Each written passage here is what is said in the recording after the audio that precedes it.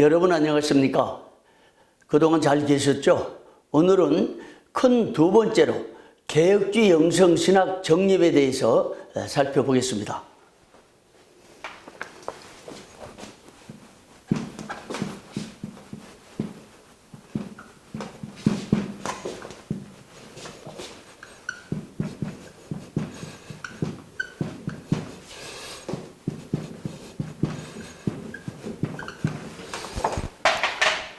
이제 이 과목의 본격적인 강의가 시작된 셈입니다.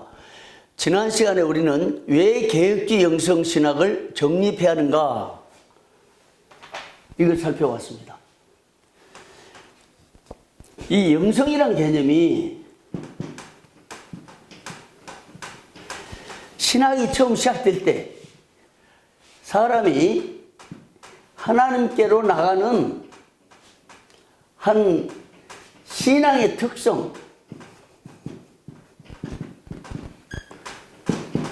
그리고 신학의 한 체계, 체계로서 성령이 동력으로 사용됐다. 그런 의미에서 이 영성이라는 개념은 태초에 신학이 출발될 때 사람이 하나님께로 나가는 한 동력으로서 쓰여져 왔기 때문에 창세 이후에 계속 영성이 존재해 왔고, 이것을 영성신학으로 정리해서 우리 개혁주의 라인 외에 많은 부분에서 영성신학을 이어왔던 것입니다. 지난번에 강조했듯이 사람이 성령의 도우심이 아니면 하나님께로 나갈 수가 없는 것이죠. 성령께서 깨닫게 해주셔야 됩니다.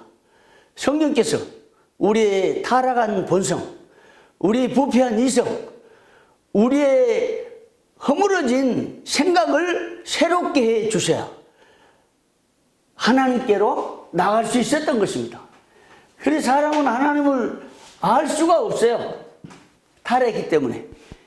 전적으로 타락했기 때문에.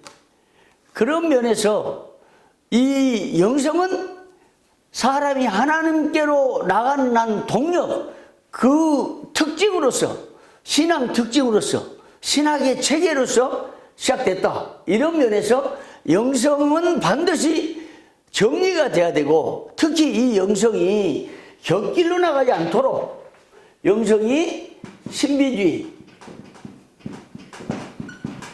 그 다음에 어떤 경우는 은사주의, 진보적인 측면, 이런 위험을 방지하고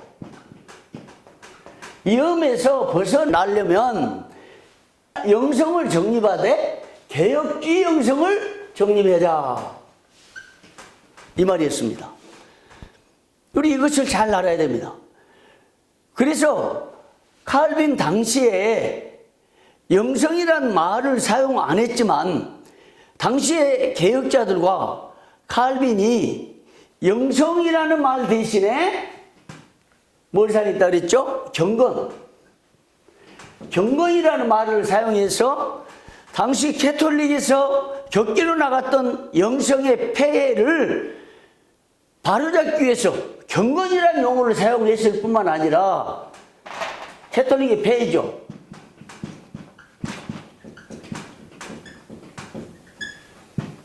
당시에 신경건주의, 그 다음에 그 당시에 인문주의 영향, 이런 시대적 흐름 가운데서 개혁자들과 칼빈이 영성이란 말 대신에 경건을 사용해서 그동안의 영성이 했던 그 모든 역할과 기능을 다 경건으로 초점 맞춰서 이루었다고 하는 것입니다.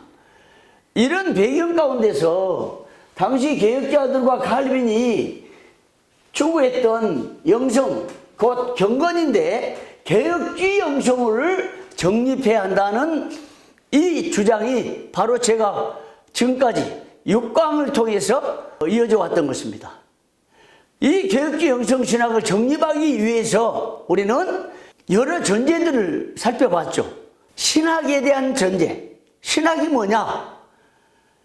신학은 사람이 하나님을 알아가는 한 과정이요, 학문적 체계요, 합리적인 정리요, 이론적인 전개, 이것이 신학인데, 이 신학이 뭐냐를 먼저 알아야 영성이 펼쳐진다 이 말이죠. 그리고 영성이 뭐냐? 영성은 어떤 용도로 사용했느냐? 영성의 기능이 뭐냐? 이런 것들을 정리했고요. 그 다음에 지난 시간에 그러면 개혁주의라는 게 뭐냐? 이 내용을 살펴봤습니다. 그런 면에서 우리는 개혁주의 영성신학을 반드시 정리하고 정립해서 성경에 나타난 그 영성, 성경에 나타난 성령의 역할, 이런 걸 중심으로 개혁주의 영성을 펼쳐나가야 한다 이것입니다. 그래서 우리는 흔히 성경에 나타난 여러 인물 중에서 성령으로 충만한 사람, 하나님과 함께 있던 사람, 하나님과 300년을 동행했던 사람, 이런 사람들 가리켜서 다른 용어로 신학계에서는 영성 있는 사람, 영성의 사람, 이렇게 해석을 해왔어요. 그리고 정리를 해왔습니다. 그 외에 성경의 인물들, 성경 인물, 그 다음에 역사적으로 뛰어나게 하나님과 동행한 사람, 하나님과 함께한 사람, 또 세상에 그 성령의 능력으로 영향력을 끼쳤던 사람들을 영성의 사람들, 이렇게 표현하고 불러왔던 것입니다. 그게 창세 이후 계속해서 구약과 신약에 이르러서 초대교회를 거쳐서 기독교 초기 역사부터 종교개혁 당시까지 이어져 왔어요. 그러고 보니까 칼빈 같은 사람은 뛰어난 영성의 사람이었다. 그래서 제가 영성의 거장을 만나다라는 우리 주 교재에서 칼빈의 영성은 어떻게 표현하느냐? 경건 영성이다. 이렇게 표현해 왔던 것입니다. 그래서 칼빈은 경건 영성 좀 쓰면서 살펴봅시다.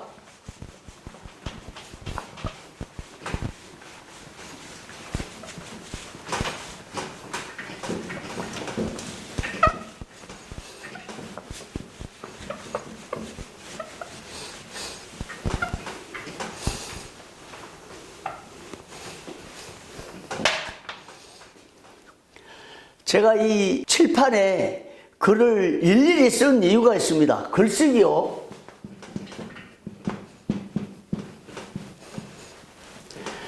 이 칠판 판서는 뭐 정리된 글쓰기는 아니지만 제가 글쓰기를 15년 동안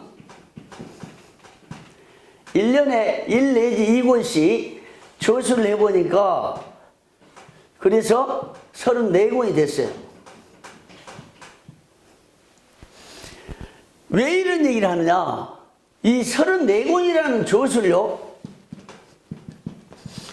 결국 내가 경험해 보니까 이 모든 것은 나는 느끼고 있습니다. 쓰레기에 불과하다라는 생각입니다. 이게 가치가 없고 무가치한 뭐 이런 근본이 아니고 제 목양실에 한 15,000권이 둘러져 쌓여 있어요. 그런데 어느 날 지하에서 불이 올라와가지고 그름으로 책이 거의 폐허되다시피 했어요. 그래 아주 중요한 책 외에는 거의 한 7, 8년 방치를 해두고 있는데 어느 날 제가 제 목양실에 딱 들어가면서 들려오는 그 마음의 생각이 뭐냐? 하나님, 이게 어찌된 일입니까? 왜 이렇게 쓰레기처럼 제 책이 이렇게 됐습니까?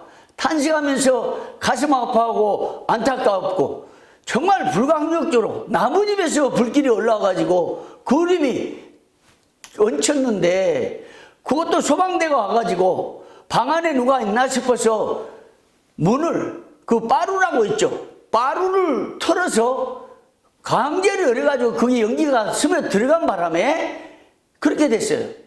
결과적으로 왜 이렇게 됐을까 하면서 하나님 앞에 기도하며 물었습니다. 그랬더니 내 인생이 그러느니라. 이런 생각이 확 와닿았어요. 아, 그렇구나. 내 인생이 쓰레기 같구나. 내가 몇 건의 저수를 남기고 내가 어떤 업적을 취하고 이 땅에서 사는 삶, 내 저술, 내 생애 자체, 내 업적 전체가 다 쓰레기와 같구나. 그러면 쓰레기의 반대말은 뭡니까? 가장 값진 것은 십자가와 복음이니라.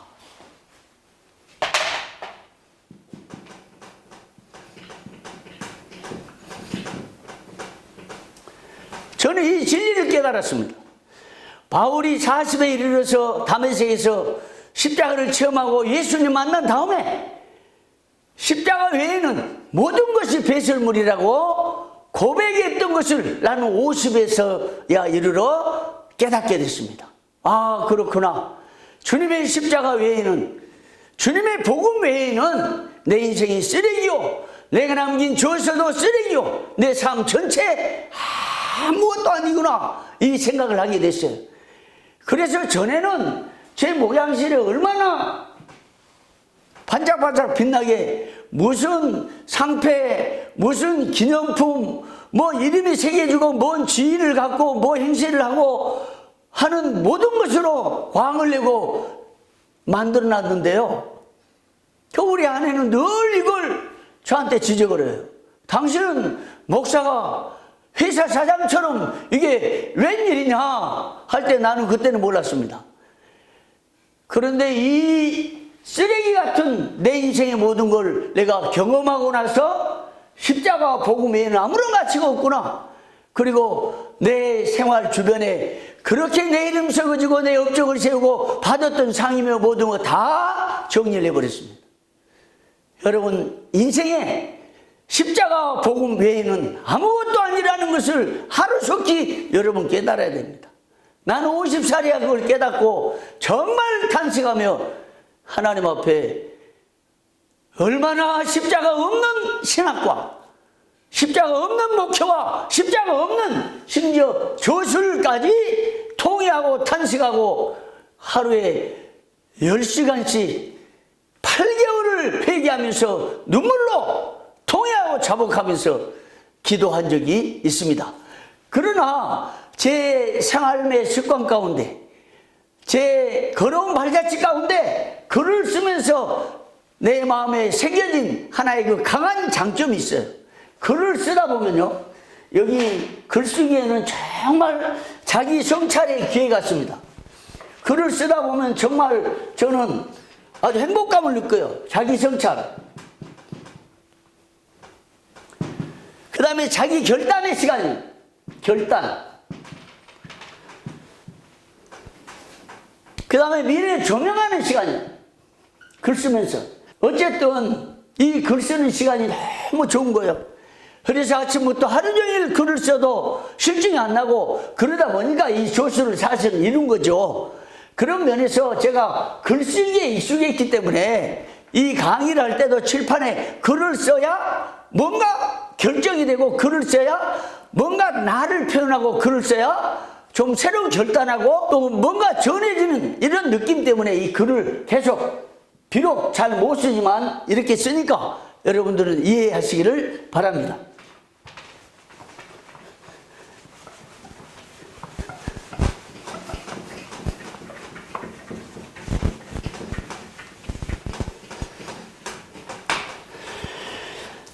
아까 우리 얘기하다가 이걸 얘기했죠. 칼빈은 경건영성.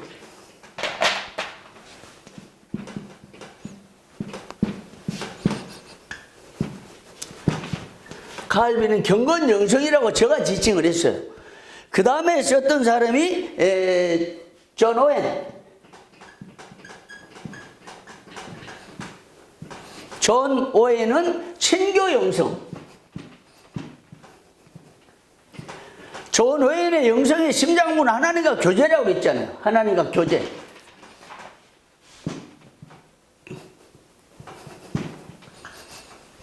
그리고 조나단 에드워즈, 신전영성. 이게 우리가 흔히 말한 코람 데오로서 하나님 앞에서 하나님 앞에서 끊임없이 자기 자신을 돌아보고 반성하고 회개하는 삶을 살았더라고요. 그 힘이 성령의 도우심이었어요. 성령이 함께하지 않으면 그거 불가능한 거죠. 칼빈도 역시 경건을 이루기 위해서 모든 삶의 목적도 경건이요, 목회도 경건이요, 저술도 경건이요, 모든 것이 경건으로 집약돼요. 그래서 이 경건을 위해서 정말 심지어 최근에요, 제가 어떤 목사님하고 인터뷰를 하게 됐는데, 이 기도를, 그 목사님은 천일 기도를 34년 동안 13번을 이루었대요. 이분 들어보니까 정말 대단한 결심을 했더라고요. 그런데 제가 인터뷰를 하면서 그 얘기를 했습니다. 칼빈의 기도를 보니까 하루에 8차례씩 기도한 그 기록이 있어요. 기도가 8차례. 그 기도는 내용에 그 어떻게 구체적으로 기도했다는 그 기록을 못 찾아서, 그러나 그 저서를 보니까 8차례씩 정기적인 기도를 했다 하는 거예요. 여러분, 나는 그 기록을 최근에 다시 읽고 지난 인터뷰를 마친 후에 차에 타면 반드시 하나님 앞에 소리내서 기도합니다. 그리고 내 사무실에 앉아서 업무를 시작하기 전에 반드시 기도하고, 또 점심 먹고 와서 다시 일할 때 기도하고, 어떤 분하고 만나서 인터뷰를 하는데 가기 전에 반드시 소리내서 기도하고, 교회 가서 앉으면 기도하고, 나올 때 소리내서 기도하고, 이러니까 내 삶이 영적으로 견고히 서는 느낌을 갖게 됐어요.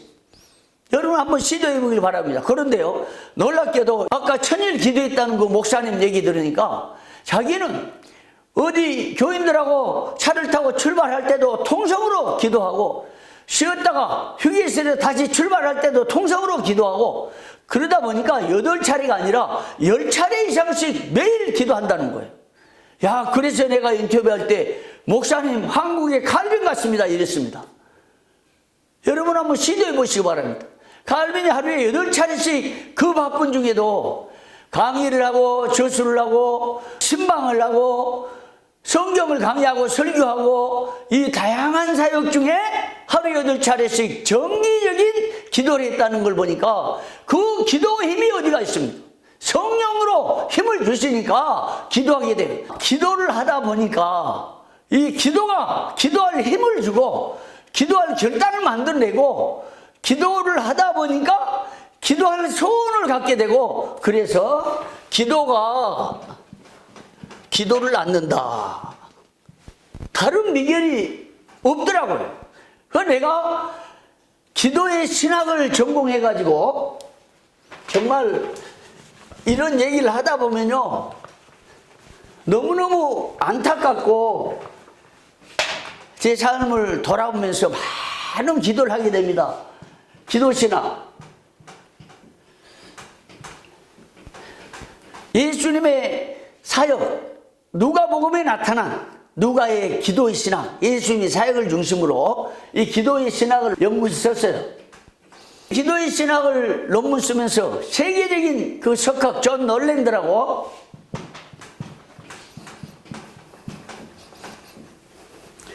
존 놀랜드 지도 교수를 만나가지고 얼마나 정밀하게 영어 논문을 지도해 주는지 거기에서 정말 큰 유익을 얻었습니다.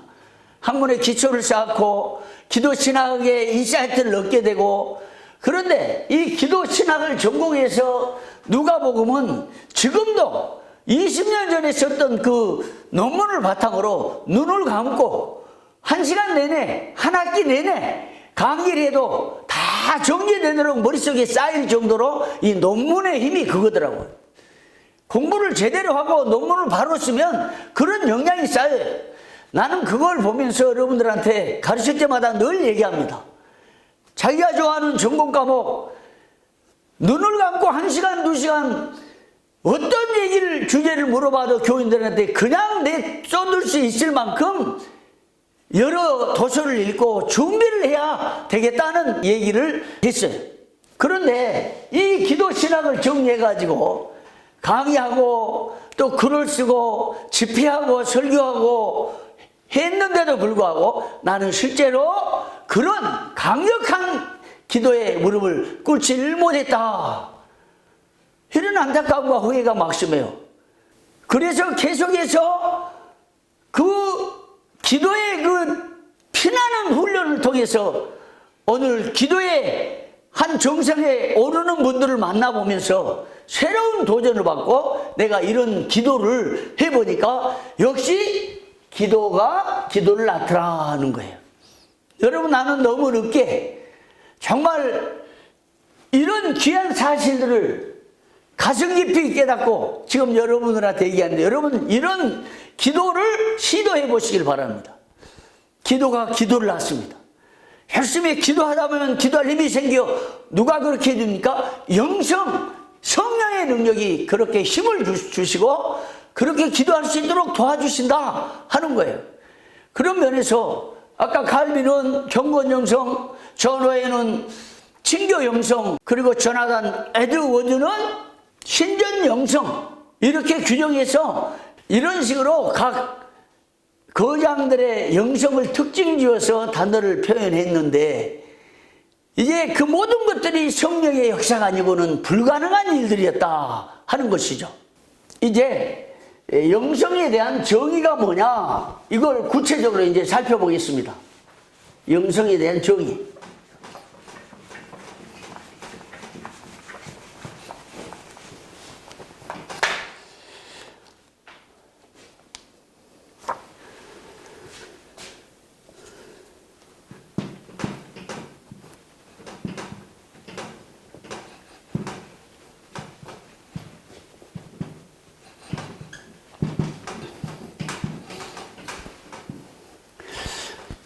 이 영성이라는 말 자체가 너무 어렵다 보니까 학자들마다 다양한 정의를 내리고 있어요. 이게 정리가 안 된 상태입니다.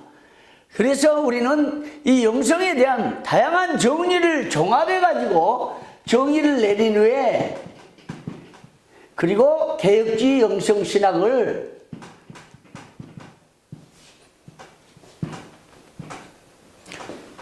우리가 정리하자. 정립해보자. 이런 차원으로 이 강의를 이어가는 것입니다. 오늘 여기까지 하고요. 계속해서 이어가겠습니다.